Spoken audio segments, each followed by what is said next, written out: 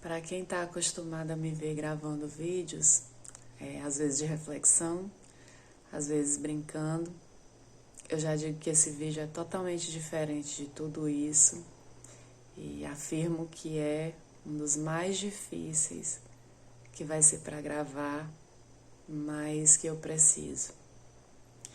Eu vou começar mostrando para vocês uma foto. Foto essa que dificilmente eu mostro, mas que nesse momento, para poder começar a contar, eu preciso mostrar ela. E eu vou contar a história dela. E de uma forma que eu nunca tinha falado antes sobre esse assunto. Já falei, mas não da maneira que eu vou falar aqui. E ao final eu vou explicar o motivo, né? A foto é essa. Eu peço que vocês olhem bem. Acho que dá pra ver bem.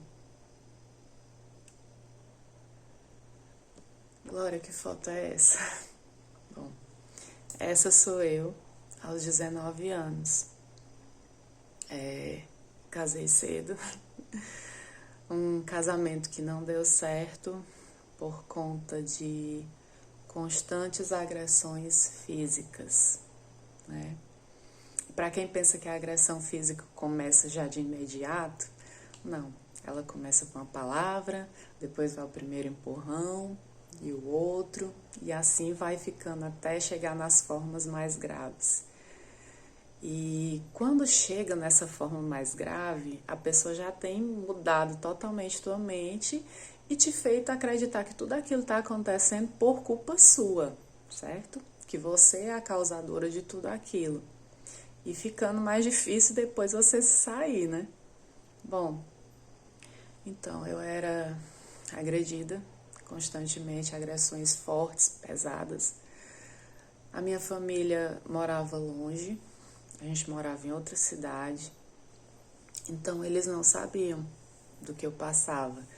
E quando eles iam lá, eu sempre estava com roupas totalmente cobertas, e se eles vissem alguma mancha, eu tinha me batido em alguma coisa, algo assim, né? E também ele sempre estava perto de mim. Ele nunca deixava eu sozinha porque eu pudesse falar alguma coisa, né? E nisso foi cada vez piorando mais, né? Até que eu engravidei, né, a primeira vez, e por conta das agressões eu perdi, né, aos 3 meses, e um tempo depois engravidei novamente, né, que é a filha que eu tenho hoje, minha filha mais velha. E você diz assim, não, na gravidez essas agressões pararam, né? Não, não parou. Eu apanhei até os 9 meses de gravidez e não eram agressões leves, eram agressões pesadas, das quais muitas vezes eu desmaiava. De pegar o cabelo e jogar na parede. Eu lembro quando, aos 5 meses, ele rasgou a roupa que eu tava no meu corpo, eu fiquei toda marcada. E ele me encostou na parede e me enforcou até que eu desmaiasse, né? E eu só lembro da hora que eu apaguei, depois de ter acordado no chão. Não sei quanto tempo eu fiquei desmaiada, mas isso aconteceu muitas vezes, né? E tanto que acho que acabei tendo minha filha um pouco antes por conta disso, né? Pelas coisas que eu passava. Até que ela nasceu. Melhorou? Não, não melhorou. Ele continuou cada vez pior, né? E vou pular algumas coisas, porque apesar de eu estar contando, tem algumas coisas que ainda é bem difícil. Então, quando ela nasceu, as agressões continuaram e era até um pouco mais difícil, porque ao mesmo tempo eu tinha que ser mãe e tá passando por aquilo, sabe? Até que chegou um dia em que eu falei que eu já não aguentava mais, né? Eu fui pra casa da minha mãe Mas eu só disse que eu não ia voltar, mas eu não expliquei o porquê, né? Mas só que ele foi atrás de mim lá e disse que queria falar comigo. Então ele falou como ele já tinha falado outras vezes, só que ele me encostou na parede, olhou bem no meu olho e falou assim: olha, se tu não voltar comigo agora, eu vou matar todo mundo. Eu vou matar tua família inteira. Nem preso eu vou, porque em seguida eu mato a nossa filha e me mato, mas eu vou te deixar no mundo sofrendo pra tu saber que foi por culpa tua. E eu, por medo, né, acabei voltando, porque eu não queria que acontecesse nada com a minha família. Então eu voltei, inventei uma desculpa, eu voltei. Quando eu voltei, no dia seguinte, meu pai estava lá, né, na casa que eu morava, porque ele ia uma viagem com ele no outro dia para uma outra cidade, estavam montando um curso. Então, nesse dia ele mandou eu escolher, ou ele, ou a minha família, e no caso eu teria que pedir pro meu pai ir embora. E eu disse que não, que eu escolhi a minha família, né, foi uma coragem ali que eu tive de Deus, né. Então ele veio para me agredir e nesse dia eu acabei rebatendo, né? Eu dei um empurrão nele. Aí ele saiu, aí voltou um tempo depois como que nada tivesse acontecido. Só que ele esperou eu dormir e quando ele dormiu, aliás, quando eu dormi, ele me deu uma ajoelhada, né? Nessa parte do rim direito. Eu tava de bruços, então ele deu essa ajoelhada e ficou pressionando com o joelho, colocando muita força. E até eu não aguentar de dor e acabar caindo da cama e desmaiando. Também não sei quanto tempo eu fiquei desacordada. Eu lembro quando eu acordei, ele estava lá do lado, dizendo que eu, sabe, invertendo a história toda. Só que eu lembro do que aconteceu. E eu sei que as coisas foram passando, né? No outro dia ele viajou com meu pai. E eu fui começando a sentir dores cada vez mais fortes, passando um dia e outro, até chegar um dia que eu tava com uma febre muito alta. E eu não conseguia nem sair da cama. E a gente tinha um curso de computação. E um dos rapazes que trabalhava lá, que inclusive eu trabalhava com eles, mas eu não podia falar com eles. Ele entrou, eu fiquei muito assustada, né? Ele, tu tá melhor? Aí eu, não, tô. Aí ele disse assim, olha, te arruma agora que eu vou te levar pro hospital. E eu disse, não, morrendo de medo, né? Eu, não, pode deixar, eu vou ficar aqui. Ele disse assim, eu não tô perguntando se você quer ir. Eu tô mandando você se arrumar e eu tô te dizendo que eu vou te levar pro hospital. Certo? E isso ele fez, né? Que eu gostaria muito de um dia poder agradecer a ele. O nome dele era Cleiton. Que foi graças a ele, né, que tudo começou a mudar, né? Então eu fui pro hospital. Lá passaram medicação para dor, com soro, porque eu já estava bem desidratada, não conseguia comer nada. Já há alguns dias eu não conseguia dormir.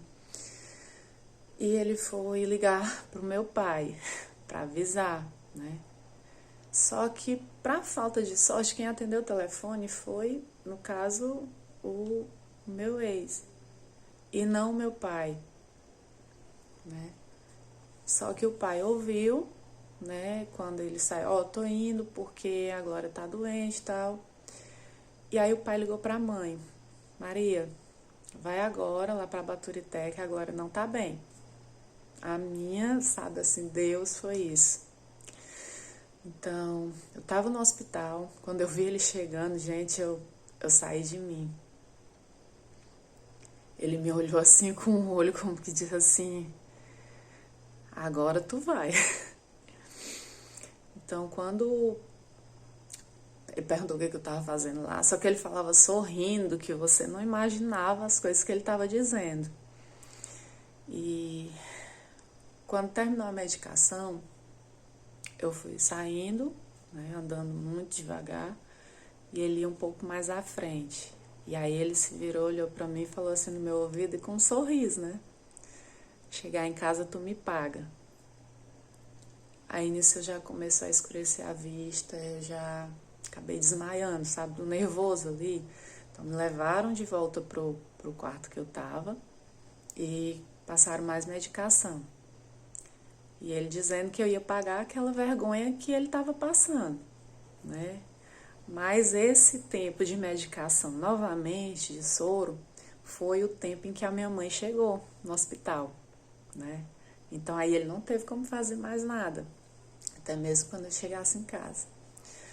Passou mais um dia, no outro dia meu pai já estava lá, as dores continuaram cada vez mais fortes, né? Eu fui para o hospital mais uma vez, só que sempre era ele que me levava, né? Passei mal lá, e ele dizendo todo tempo que eu ia pagar as vergonhas que eu estava fazendo. E até que o médico tentou ficar sozinho comigo, mas ele não deixava. E o médico falou que tinha alguma coisa errada, que meu fígado estava meio inchado, alguma coisa assim.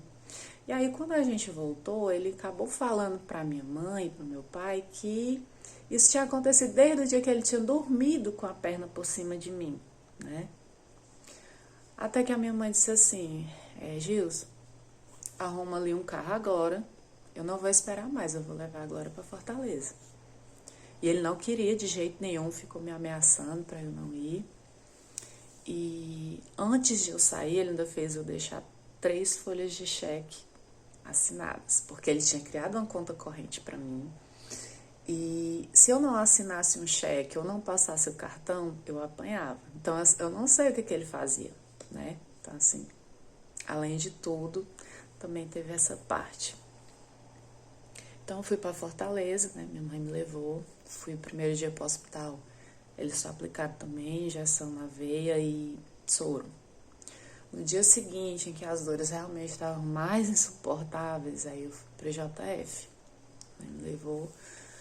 Deus colocou um anjo lá, o Henrique, que era um voluntário. E ele ajudou na primeira parte toda. E nessa primeira parte, era parte de exames, tudo. Então ele me encaminhou para tudo. Foram feitos os exames quando saiu o resultado. Que inclusive, nesse momento em que eu estava no hospital, eu já não conseguia mais enxergar, mas eu não tinha dito para ninguém. Eu não enxergava mais, eu sabia quem estava do meu lado pela voz. E a dor era insuportável, certo? Então, quando saiu o resultado dos exames, o médico falou, né, para minha mãe, olha, mostre o médico agora, urgente, isso aqui é urgente. A minha mãe tentava mostrar para o médico, mas ele passava para um lado, passava para o outro, porque em emergência, principalmente em hospital grande, eles procuram ver assim, aquelas coisas que, à primeira vista, estão mais graves, né? E eu, como era interno, não aparentava, né? E já estava com quase 1 hora minha mãe tentando mostrar os exames e nada. Até que esse mesmo rapaz que veio, o Henrique, ele disse assim, você ainda tá aí? A minha mãe disse assim, pelo amor de Deus, me ajuda, que eu tô vendo a hora minha filha morrer aqui e eu não consegui fazer nada. Aí ele, pois a gente vai resolver agora. Eu lembro que ele me pegou, tava na cadeira de rodas, e eu lembro de abrir umas portas, né? Então ele me levou diretamente para a sala dos médicos. Aí o médico, não, ela não pode ficar aqui. Ele, doutor, só sai daqui quando você vê o exame dela. Aí ela, não, mas ela não pode ficar aqui. Olha o exame dela. Então quando o médico olhou, ele já disse assim, prepara a sala de cirurgia agora. Eu já fiquei mais nervosa, né? A minha mãe estava perto no momento, eu escutei ela chorando. E os médicos tiraram ela, falaram com ela. Depois ela voltou, falou comigo. E no momento da cirurgia,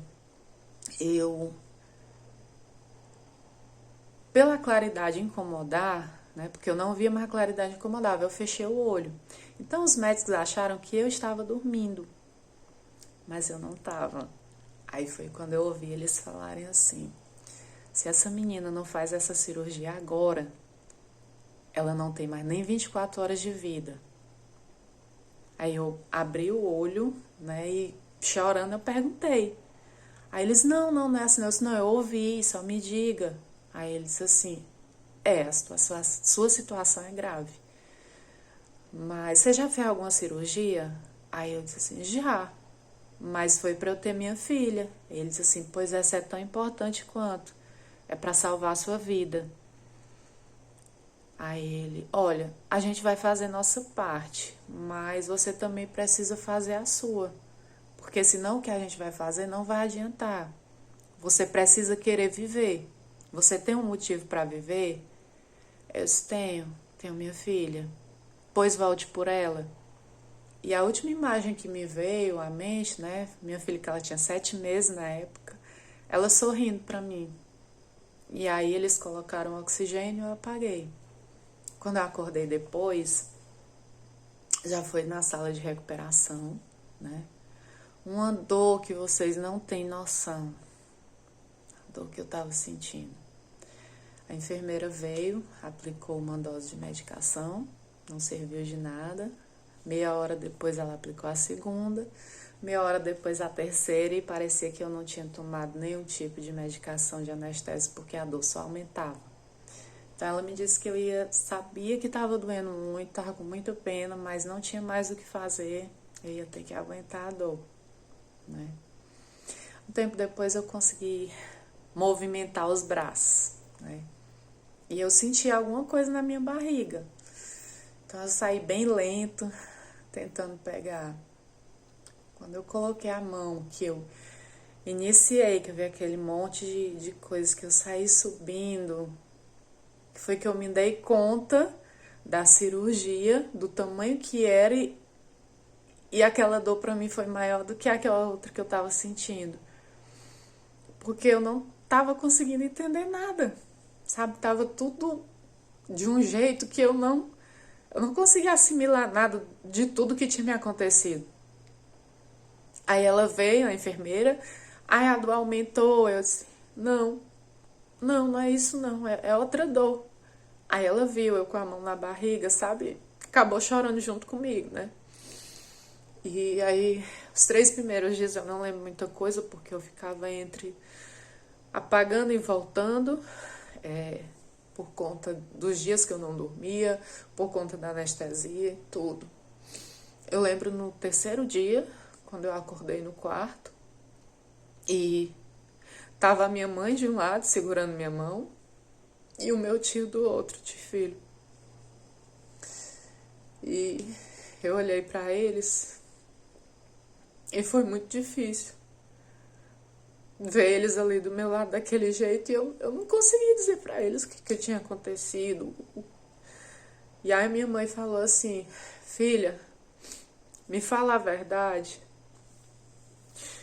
E eu tentei dizer outra coisa, né, ainda por medo. Aí ela disse assim, olha, você já me disse, você já falou pra gente o que aconteceu. Então assim, quando eu tava sob o efeito da anestesia, eu acabei contando tudo, né?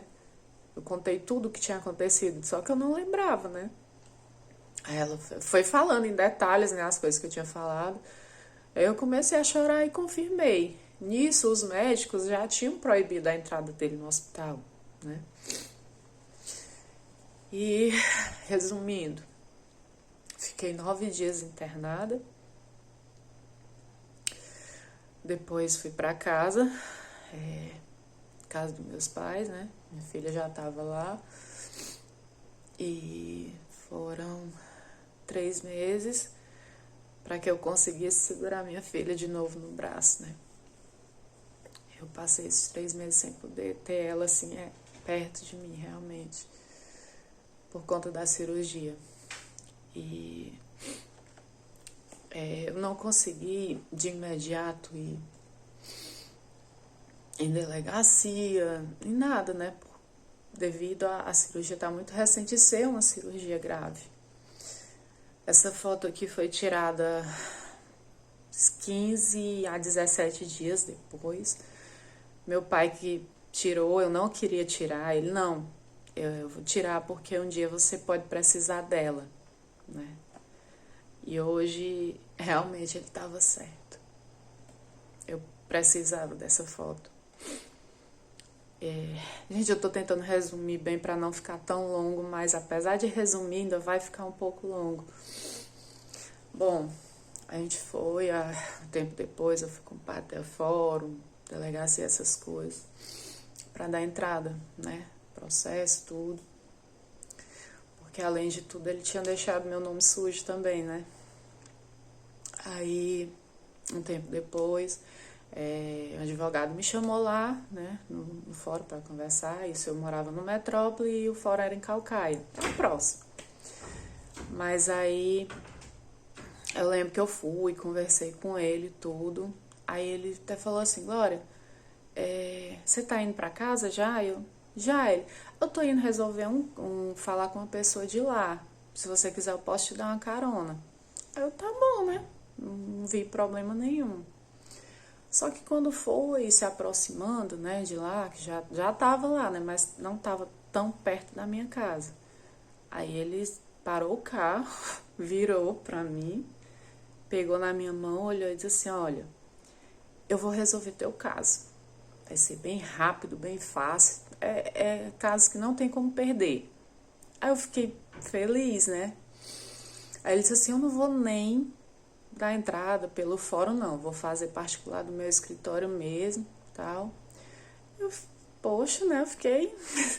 Só que aí ele falou assim: só tem uma coisa. Aí eu: o quê? Tu vai ter que ficar comigo. Eu: o quê? Você tá falando sério? Tô. Gente, eu fiquei assim, ó, sem entender nada. Eu só puxei minha mão bem rápido. E eu disse: olha, eu acho que você tá me confundindo. Eu não sou esse tipo de pessoa. E eu não tô à venda. Aí eu lembro que eu abri a porta do carro e saí assim. Ele continuou me chamando e eu não voltei mais. Eu saí assim meio transtornada, desnorteada com o que estava acontecendo. E eu não podia chegar em casa logo daquele jeito, né? Eu lembro que eu corri assim, fui para um lugar e sentei, tentei respirar e comecei a chorar, sabe? Aí eu olhei e disse: meu Deus, além de tudo, ainda isso. Eu tentei me acalmar e fui pra casa, né? Depois de um tempo. Chegou lá, eu não contei nada, porque já tava todo mundo no limite, né? Todo mundo tentando se recuperar junto comigo. E, em resumo, realmente ele não fez nada por mim. Aliás, ele atrapalhou que o caso acabou sendo passado lá para Baturité. Então, além de tudo, eu ainda tinha que ter gasto de ir para outra cidade quando teve a audiência. E eu tava tão abalada, sabe, assim, meu psicológico, tudo em mim, que no dia dessa audiência eu passei mal, muito mal. Eu me tremia, eu não conseguia falar, eu não conseguia dizer nada, certo? Aí já era um outro advogado, que foi um advogado de família, mas eu não consegui falar nada. E teve a audiência, então assim, era muito difícil pra mim eu ter que estar olhando pra ele e saber que da maldade, entendeu? E ficar tentando entender assim, por que tanta maldade se eu não tinha feito nada. Em resumo, foi feita a audiência, ele não cargou com nada, porque ele não iniciou, e eu só poderia recorrer 3 meses depois, né? E com 3 meses, quando eu fui tentar recorrer, ele já tinha sumido. Eu não sabia mais nada dele e eu só conseguiria recorrer tendo o endereço dele. Então, como é que eu teria o endereço dele se ele tinha sumido, né? Aí tava eu com uma filha pequena, com o nome sujo, morando com meus pais, sem saber absolutamente nada do que eu ia fazer da minha vida, certo? Totalmente perdida.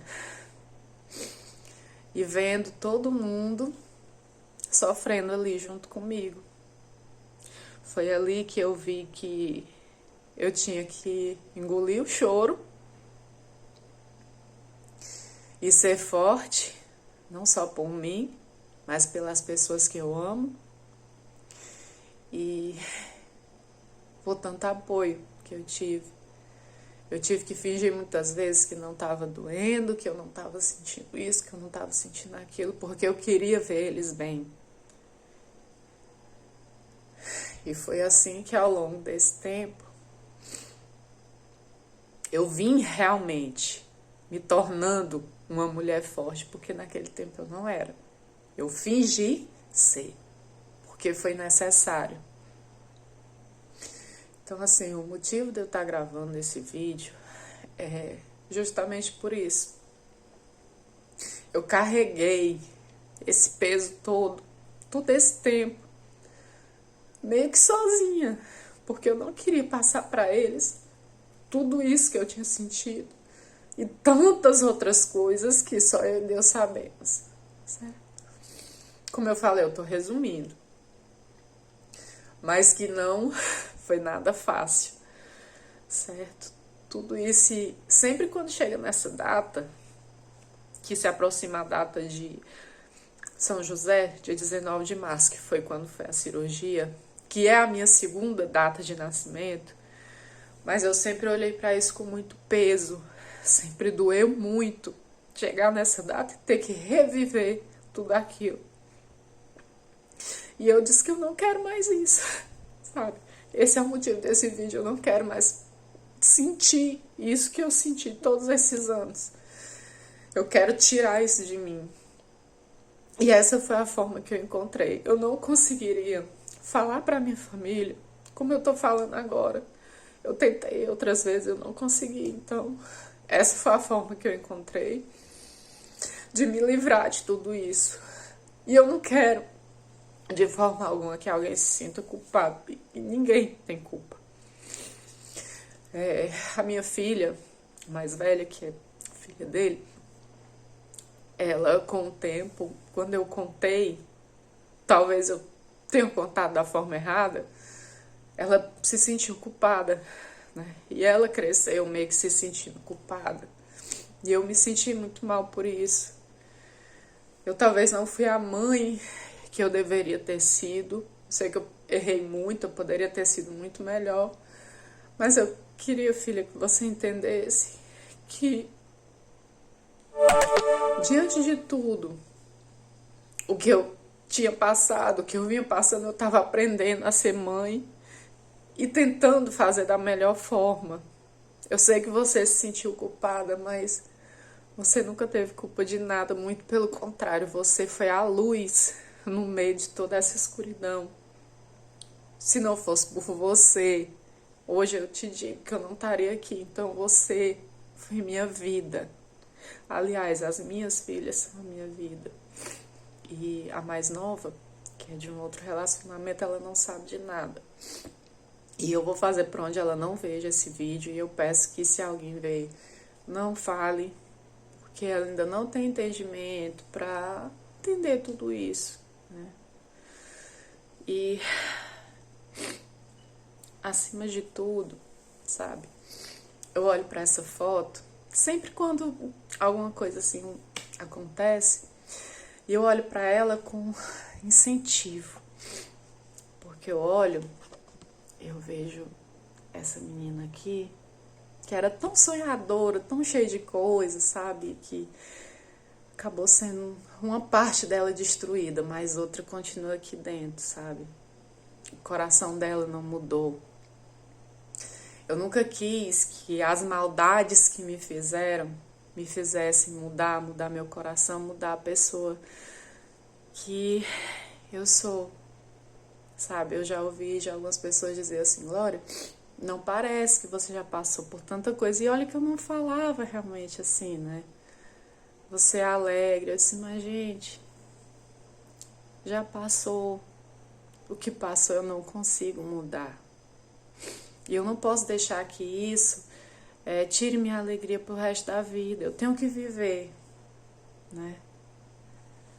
E também foi muito difícil, por todo esse tempo, ter que ouvir algumas vezes, quando eu falava, de algumas pessoas assim: ah, como é que tu deixou acontecer uma coisa dessa? Ou a melhor: não, se fosse comigo, um negócio desse não tinha acontecido, não. Algumas vezes eu ouvi, dei uma resposta assim, ou às vezes só ouvi mesmo. Mas hoje eu posso dizer de certeza, sabe? Eu espero que ninguém chegue para fazer esse tipo de comentário, porque eu não me responsabilizo mais pela resposta, sabe? Você não estava no meu lugar, você não estava na minha pele, então, às vezes você não dizer nada é melhor. Então, resumindo, eu precisava gravar esse vídeo para poder falar de tudo isso e tirar esse peso. Porque vocês não têm noção o que eu tô sentindo agora de estar podendo falar sobre isso, porque eu sempre senti muita vergonha, medo de falar e tudo sobre isso, certo? E também porque eu não queria ver mais ainda o sofrimento das pessoas que estavam junto comigo. Algumas delas já não estão mais aqui, mas eu agradeço a cada um que hoje faz a Glória estar aqui. E eu sei que eu ainda tenho muita coisa pela frente, e hoje eu não me privo dos sorrisos, das coisas que me fazem bem, de que me fazem sorrir justamente por isso. Deus me deu uma outra oportunidade, né? Que é outra coisa que muitas pessoas às vezes me falavam assim: Glória, como é que tu conseguiu passar por tudo isso? E eu digo com toda certeza, nunca foi eu, nunca. Eu mesma, por mim, eu nunca teria conseguido passar por isso, sempre foi Deus, sabe? Sempre foi Ele me fortalecendo. Aí outras, tu nunca pensou em desistir? Muitas vezes, muitas. Mas Ele também nunca me permitiu. Ele nunca deixou que eu desistisse, Ele sempre renovou minhas forças e sempre me fez ir em frente. Ele disse assim: eu te fiz forte e você vai conseguir, você vai vencer. E é assim, hoje eu realmente me sinto uma mulher forte, mas eu precisava colocar tudo isso para fora para me sentir leve, tá? E para terminar, eu vou falar ainda sobre esse assunto, mas eu não quero mais falar sobre com o peso que eu sentia todo esse tempo. E eu quero falar principalmente para incentivar outras mulheres que talvez estejam passando por isso. Existe sim uma saída. E apesar disso, eu sei que eu me considero muito vitoriosa, porque nem todas as mulheres tiveram a sorte de sobreviver e estar contando suas histórias assim como eu estou nesse momento. Não é fácil. Mas eu sei que é preciso, né? Isso é mais comum do que o que a gente pensa, infelizmente. Então, vou falar outras vezes, mas não sentindo mais esse peso que eu senti. E dizer para todas as pessoas que me apoiaram todo esse tempo, as que não estão mais aqui, para minha família, o quanto eu amo vocês. E se eu tô aqui hoje, é por vocês, foi porque vocês estiveram do meu lado. E eu só tenho a agradecer pela família e pelas pessoas que Deus colocou na minha vida, no meu caminho. E assim, eu sempre me associei um pouco à Fênix. Para quem não sabe, a Fênix, ela é uma ave lendária, que ela morre, vira cinzas, e do nada ali ela vai, ressurge das cinzas e ela renasce, né? Então assim, eu sempre me associei a ela. E nesse momento, né, o que eu tenho a dizer é que a Fênix renasceu mais uma vez.